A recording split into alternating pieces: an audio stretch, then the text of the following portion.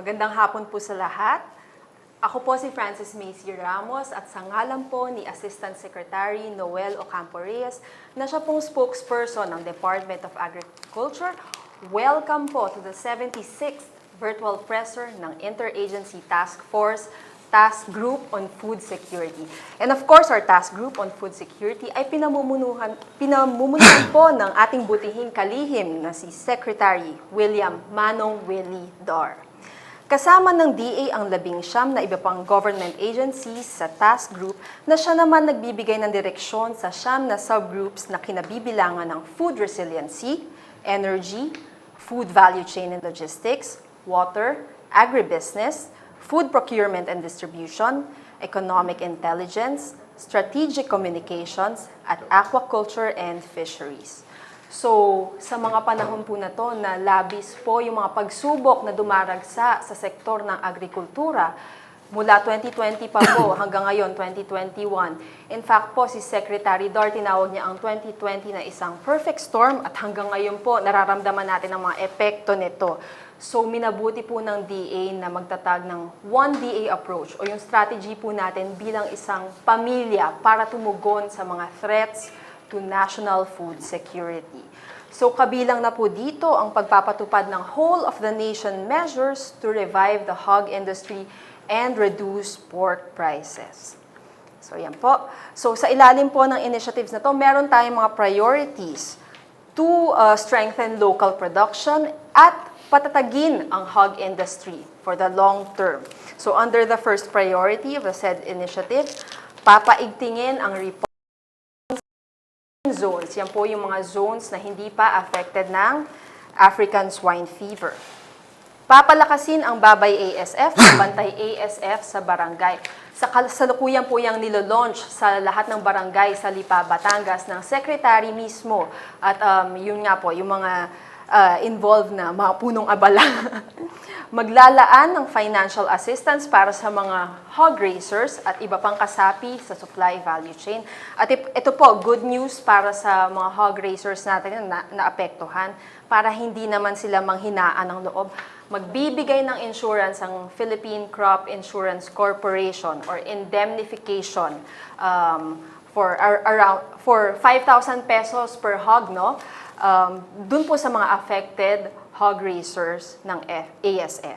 So ngayong hapon po na ito para ma-reiterate yung whole of the nation measures to revive the hog industry and to stabilize pork prices, we invited po our usual suki dito sa virtual presser, si Undersecretary Ariel Cayanan. Siya po ang Undersecretary for Operations and Farm Mechanization ng Department of Agriculture.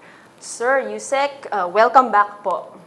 Naku, magandang hapon po, buong buo po, Ariel T. Cayanan. And to complement, Binibining Frances M. Ramos, FMR for brevity. Hindi po Farm to Market Road, ha? FMR. Okay po, magandang hapon po. Thank you, sir. Sir, bago po kayo batuhan ng mga tanong, panoorin po muna natin yung VTR natin kasi nakapanayam po natin yung ibang mga mamimili sa Commonwealth Market kahapon. So, bilang parang price monitoring na rin, casual price monitoring natin today.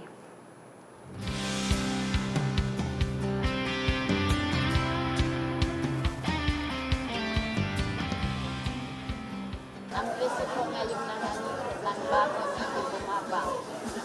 Kaya kumpara sa nakaraan, na 340, 330.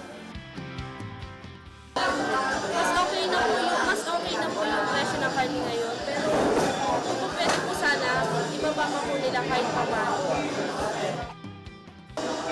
Umami na rin po kahit pa paano. Kasi nung nakaraan, mas ulit kasi mahal ang binibig. Pero mahal.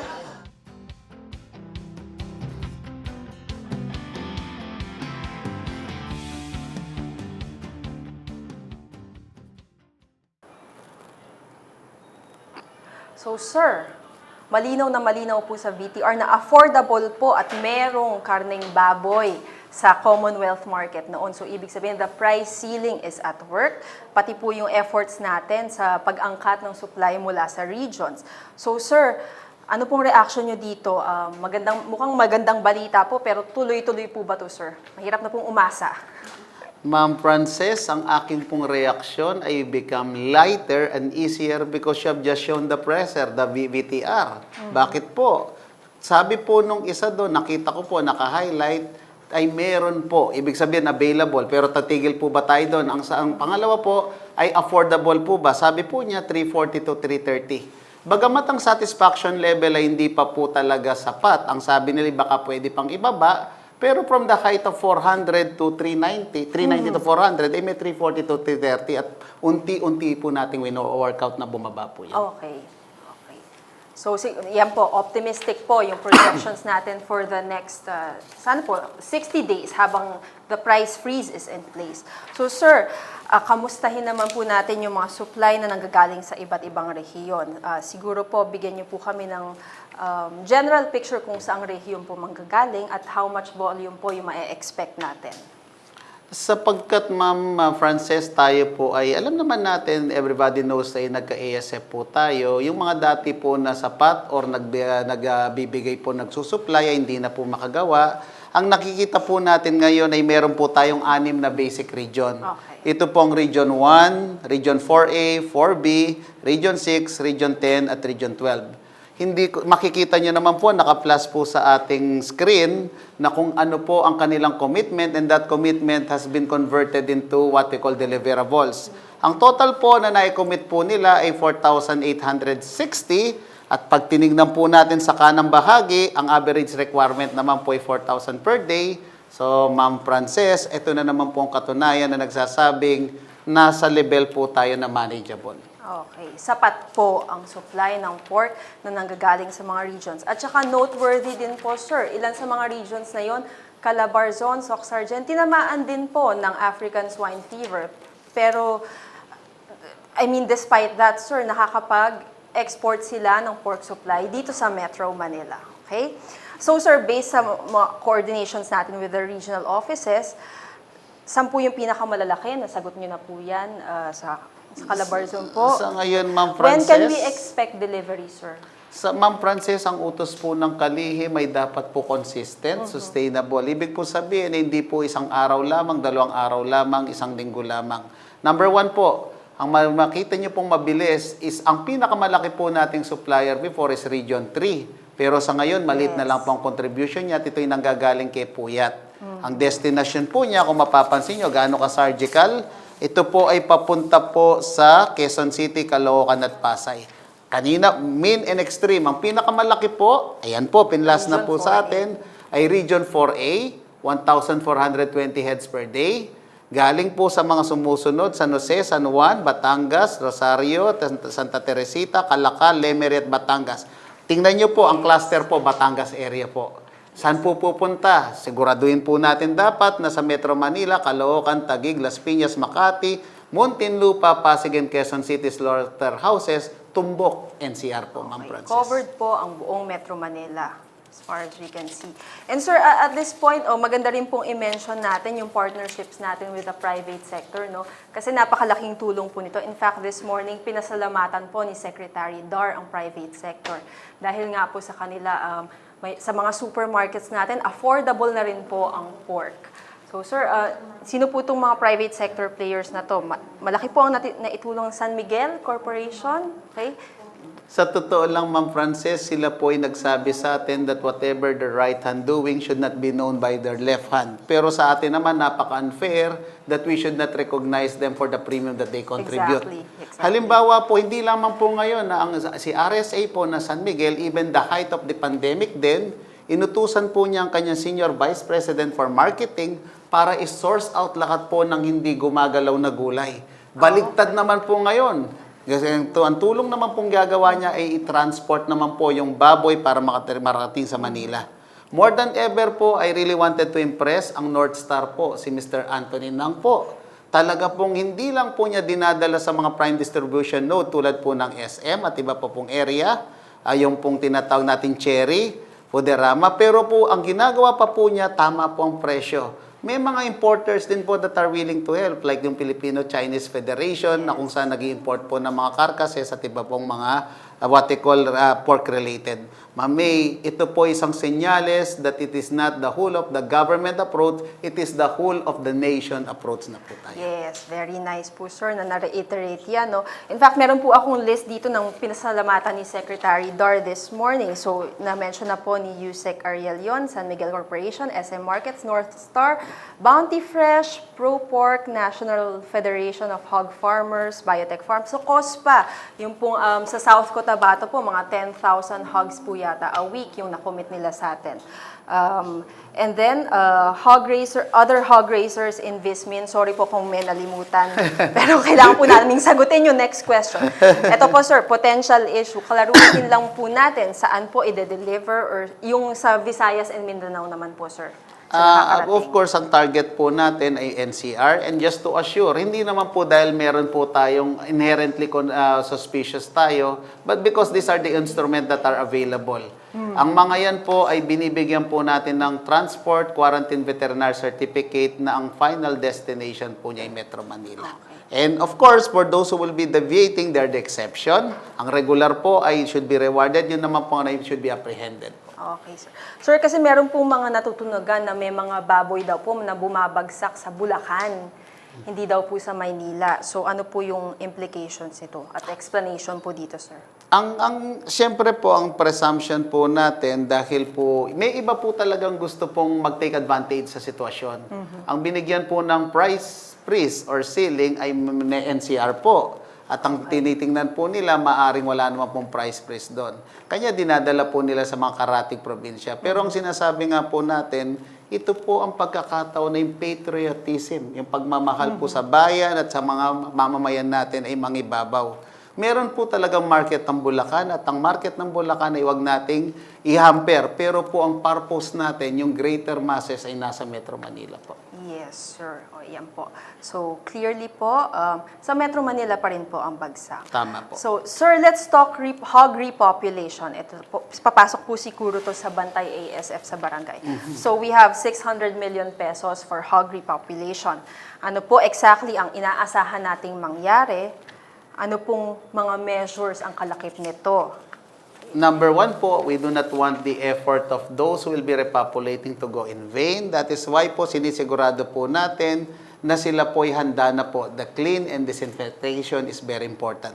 Number two po, of course, we will be assisting them on getting the sources like piglets or semen for that matter. And number four po, the insurance should be provided so that the confidence level naman po nila, kung wag naman sana, pero may risk factor at kapag nangyari pong risk na yon ay maita-transfer po natin ang risk dun po sa insurance. Okay. So, sir, marami po sigurong magtatanong nito dahil maraming naapektuhan.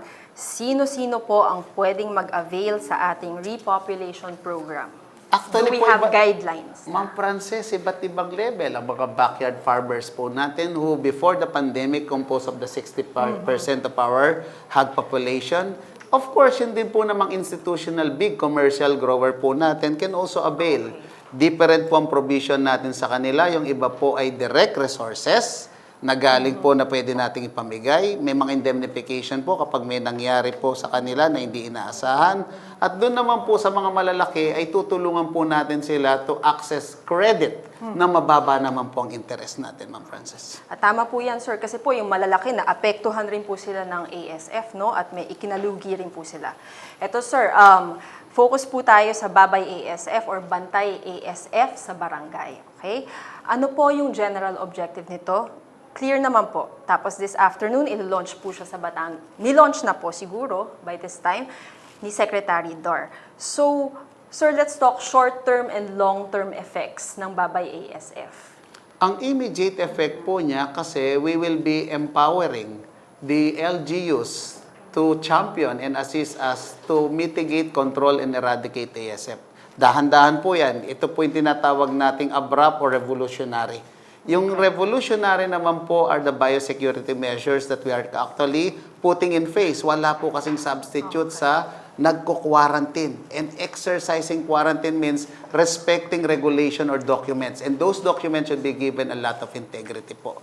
So, dito po, ang pinaigting po ng Secretary, DA should not and is not the sole responsible or accountable for eliminating or controlling or mitigating ASF. It should be in partner with the champion. We're referring to the LGU because they are the ones who have grassroots authority. Hanggang pong purok, sitio, barangay.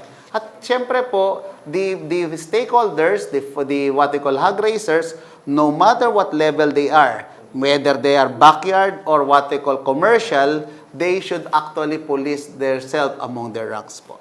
Yes, well said, sir po. Kasi ang ASF po, isa po siyang global pandemic din, no? Hindi lang po sa Pilipinas nangyayari to. Okay?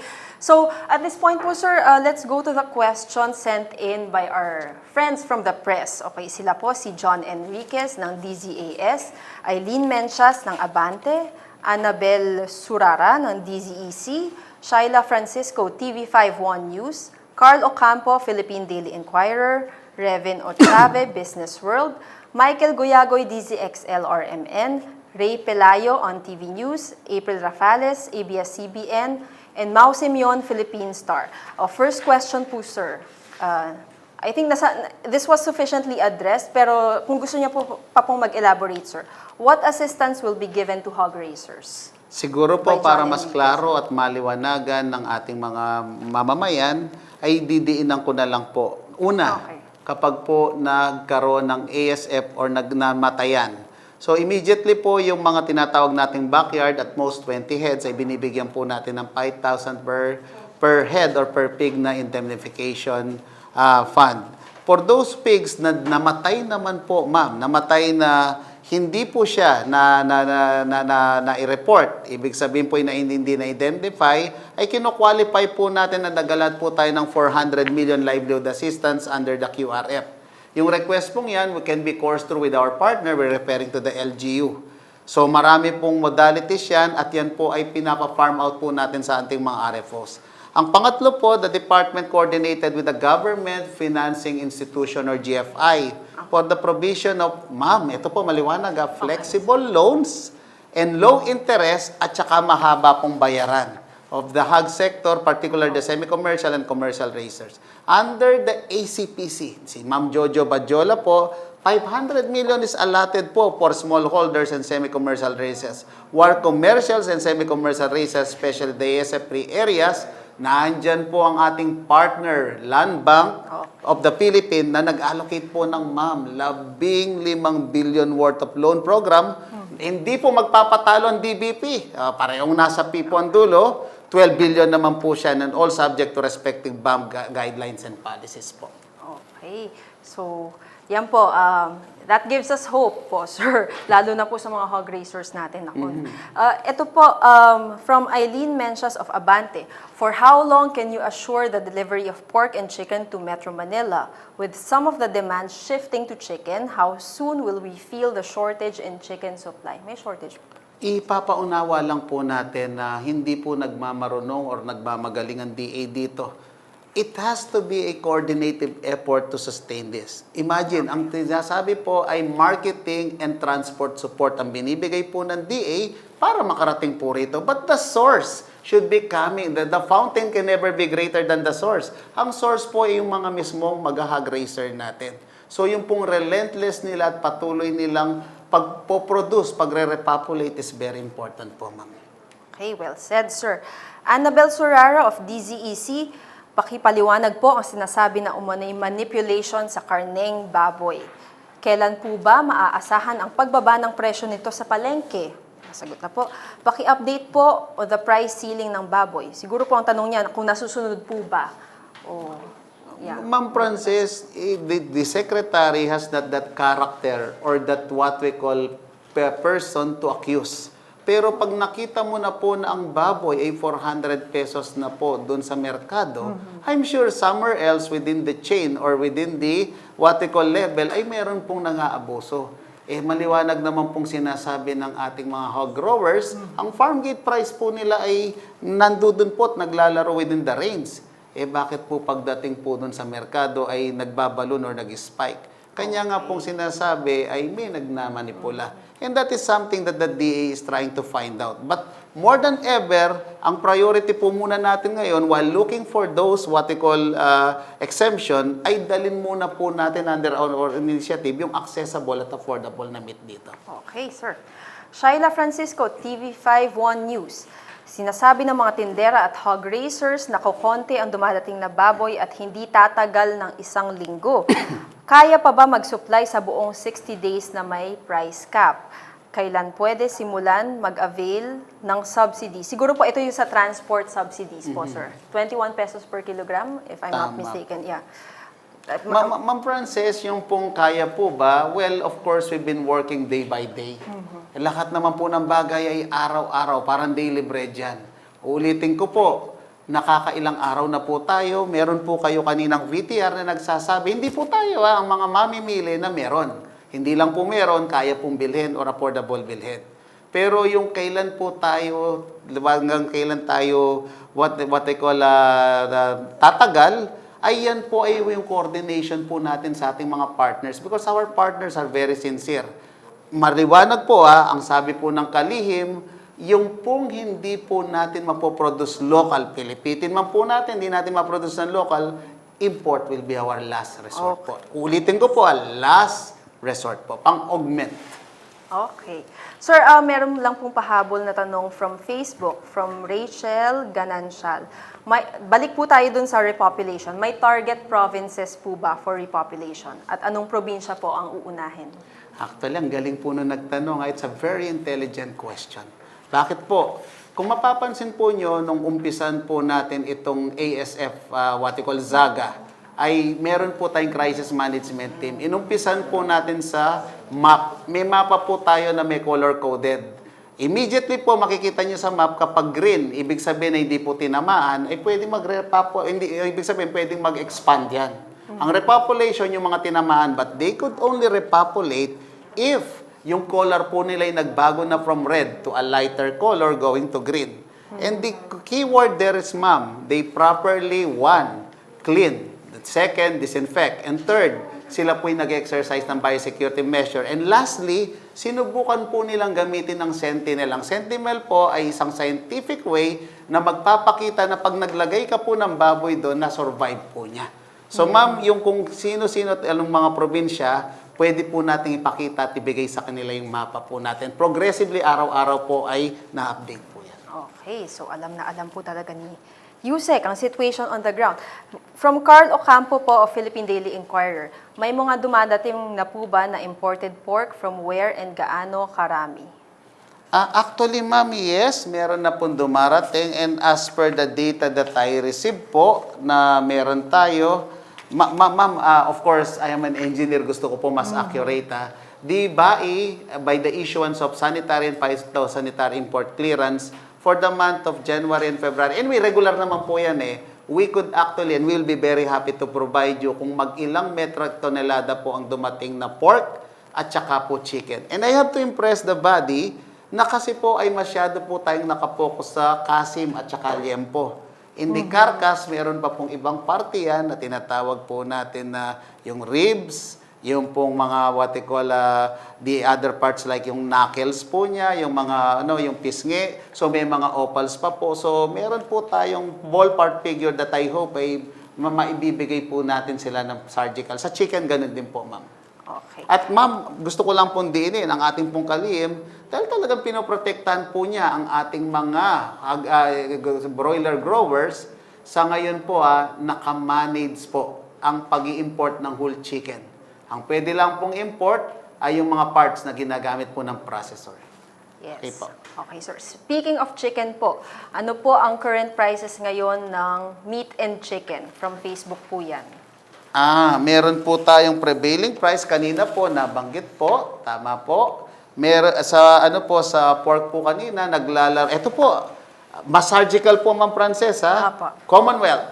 Okay po. Meron po tayong 270 na lowest at ang prevailing po ay 300. So, ang range po nasa 30 pesos. Guadalupe, prevailing po is 270, 270 ang lowest, 300 ang highest. Mega, Muñoz, at saka po Pasay-Pasig, almost the same po ang kanilang hanggang San Andres Market po. So, pag tinignan nyo po, ang lowest price po natin for liempo po ay pumapalo po sa 300. In fact po, yan po ang sinabi ng kalihim, 270 to 300. Yes. At para po naman sa kasim, 270 po. Okay po. Okay, sir. So sir, ito naman po, we barely touched on this during the Q&A. Any update po sa minimum access volume allocation? Kasi gusto po nating pataasin to, di ba? So I think nakausap na po natin ang Tariff Commission regarding this and reducing the tariffs for pork products. Ano pong status niyan, sir? Okay po, maliwanag naman pong sinabi ng ating kalihim na ito po ay volume at saka po time bound. Ibig sabihin po, meron po kasing crisis na nangyayari ngayon, kanya naman po naging panukala yan. So, kung mapapansin po ninyo, meron po siyang 1 year na panukala and instead the 6 month, nagbabari po yan, depende po sa pag-aaral po natin. Sa tariff naman po ay, if I'm not mistaken, ang grupo po ng Policy and Planning at nakipagkonsulta naman po sa mga stakeholder ay nagpresenta na po sa CTRM, the Committee on Tariff and Related Matters. Sa ngayon po, nasa kamay na po ng CTRM kung ano pong rekomendasyon na ibibigay po niya dun sa ating mga susunod na mga kapanayan po. Okay, sir. Natunugan din po ng mga reporters natin yung Memorandum Order Number 13, yung regarding the implementing guidelines on transport support for hog raisers. So, hawak ko po siya ngayon. Okay po, maganda po yun. Ang sabi po ng ating kalihim ay transport support po to. So, the transport support ay magbibigay po tayo ng konting subsidiya. Hindi po ganun kalaki pero konti lang po. Para sa Mindanao po ay 21 pesos po. Para po sa Mimaropa, Visayas, Bicol at Region 1 as well as Region 2 ay 15 pesos. At sa mga area ng Luzon, kasi may proximity na po tayo, yung distansya ay malapit na, 10 piso. This is gonna be added on their what we call farm gate price para po yung presyong sinabi ko, i-add mo po yun po ang magiging landed cost po sa Manila. Okay. So, ang projected po natin, yung mga manggagaling sa Mindanao, 165 po ang landed. Ang Visayas, Bicol, Mimaropa, Region 1 and 2 ay 170. At ang Central Luzon po ay 180. Ano pong ibig sabihin nito? Nandun pa rin po sila sa range ng pag-i-implement po natin ng price ceiling. Okay po, sir.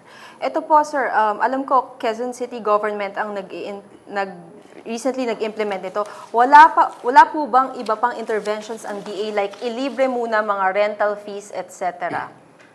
Siguro po sa mga pwesto nila to. Galing po yan kay Michael Guyagoy, DZXL RMN. Actually, ang galing po ng tanong niya. But that is not our domain or our authority. The markets and the mga pwesto ay under po sa mga LGU. Okay. Specifically po yung mga market masters, market administrators. So, if there is a what we call partnership that we could plead, that we will support, we will be praying to the LGUs, the local chief executive, that while this pandemic is happening, while this crisis is happening, they may consider to provide that kind of what we call assistance po. Okay, sir. So, last question po, sir, from Ray Pelayo of UnTV News. So, since we are in the middle of a price freeze here in Metro Manila, hihilingin din po ba ng DA na maglagay na rin ng price cap sa mga probinsya? Kasi po, naririnig po natin sa Cebu po, medyo tumataas na rin ang presyo ng pork. Katulad po ng ating sinabi, lahat po ng bagay ay may analysis or pinag-aaralan na tayo. Hindi po basta isang goddamn feeling lang na desisyon. So, titingnan po natin at pag may nakikita na po tayong injury na nangyayari po dun sa sinasabi po nating industriya, then of course, we will po recommend. But our recommendation will be based on data, will be based on figures so that they'll be having a lot of rationale and justification as and when we go to the proper fora or venue. Okay, sir.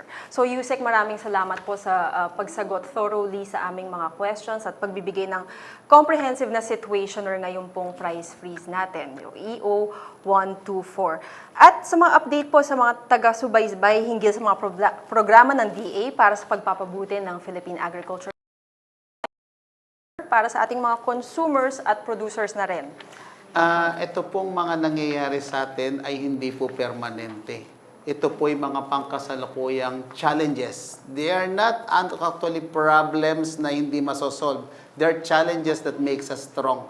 It only challenges our unity, our coordination in the way in how we address things. So dito po ang pinananawagan lang po ng ating mahal na kalihim, magtulungan po tayo dahil harmony is the strength of every society, especially our nation. Wow, very well said, sir.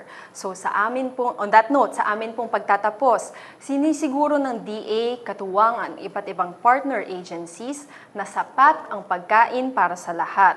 Let's all take an initiative to ensure the efficient and fast delivery of food and other produce from the farms to the markets. Magkaisa po tayo para masiguro na may sapat na supply ng mura, ligtas at dekalidad na pagkain para sa lahat. Nagpapasalamat kaming muli sa ating mga magsasaka at mangingisda at iba pang food champions na patuloy na kumikilos para kamtin ang kasaganahan para sa lahat. Sa buong pamilya ng Department of Agriculture, regional field offices, bureaus, and attached agencies, nakaisa natin tungo sa isang food secure and resilient Philippines with prosperous and empowered farmers and fishers. Maraming salamat po. Sa Radio TV Malacanang, PTV4, PCOO, Radio Pilipinas at higit sa lahat kay Secretary Martin Andanar, salamat sa pagkakataon na ibinigay ninyo sa DA at sa Task Group on Food Security. Please visit our web. Sir? Ma'am Frances, isang pahabol lang po. Okay. Siyempre si Boss Martin, di natin makakalimutan 10 ng mga taga-PCOO tsaka yung mga PIA. Pero ngayon po ay hindi ko mapapalampas si Secretary Harry Roque, the spokesperson who been our champion in informing the masses sa Malacanang what the DA keeps busy and doing. Sec Harry Roque, saludo po kami sa inyo, sir. Yes, definitely, sir. And then, please visit our website, da.gov.ph, or like our official Facebook page, Department of Agriculture, Philippines. Muli, ako po si Frances May Ramos, sa ngalan po ng boss ko ni Assistant Secretary Noel Ocampo Reyes. Ito po ang 76th Virtual Presser ng IATF. Magandang hapon po. Good afternoon.